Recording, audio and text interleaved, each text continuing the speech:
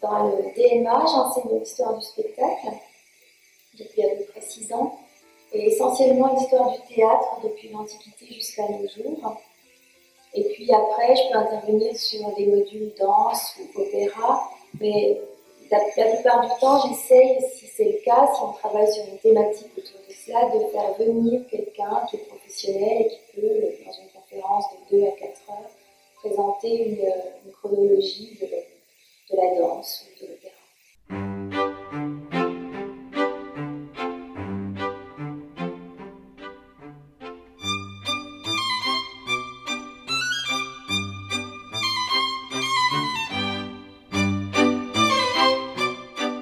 Le DMA costumier réalisateur est un diplôme qui se prépare en 2 ans.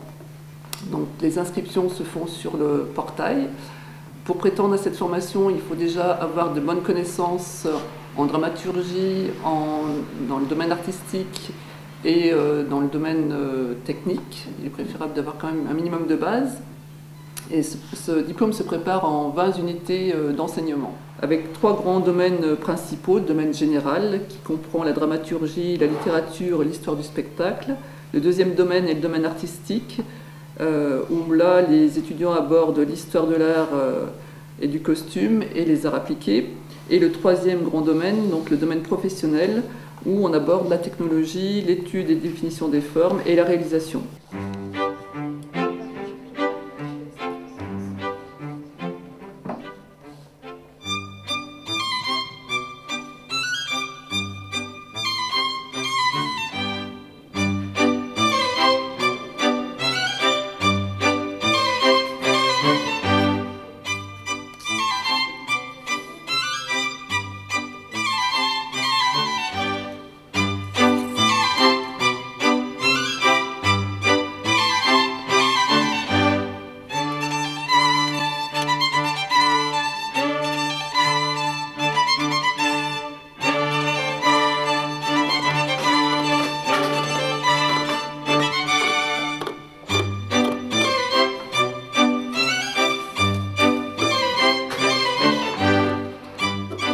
Donc là, on travaille sur des formes de casaquin pour le dîner-spectacle de Rémi DeVos qui sera samedi soir à la commanderie. Et donc là, on travaille, donc c'est sur de la tarlatane et ces costumes seront pour les DTMS qui vont servir en fait pendant le spectacle. Et donc c'est un exercice de rapidité.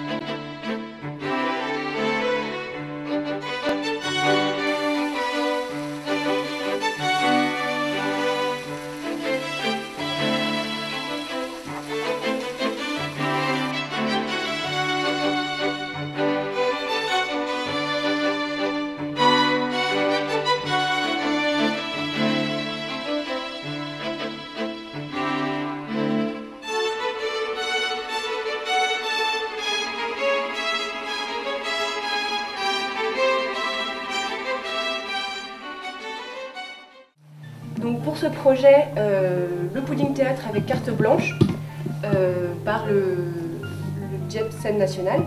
Et donc le metteur en scène Christophe Châtelain a décidé d'aller directement dans la ville de Dieppe pour voir en fait ce qu'il pouvait faire au niveau de la mise en scène. Oui, bien sûr, mais alors reprends par exemple ta planche de maquette.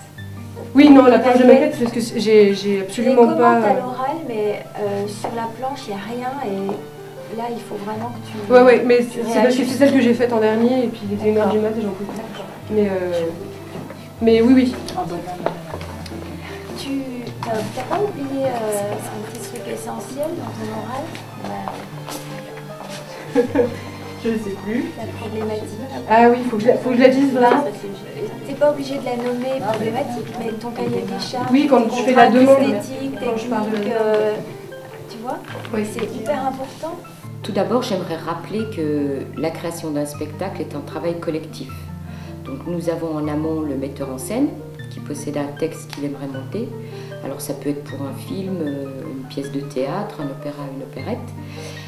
Et il collabore en fait avec un scénographe, un costumier concepteur, un décorateur, un accessoiriste.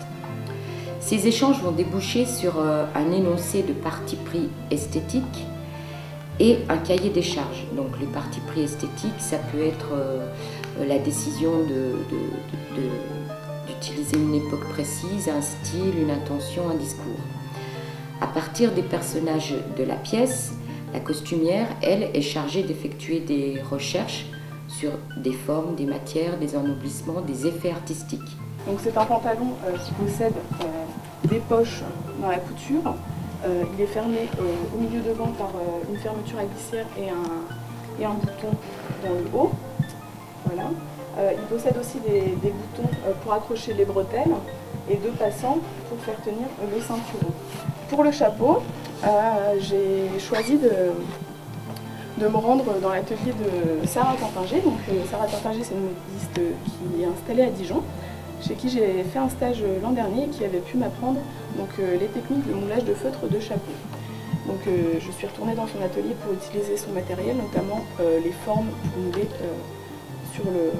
les formes en bois pour mouler les chapeaux. Donc c'est une forme de chapeau melon.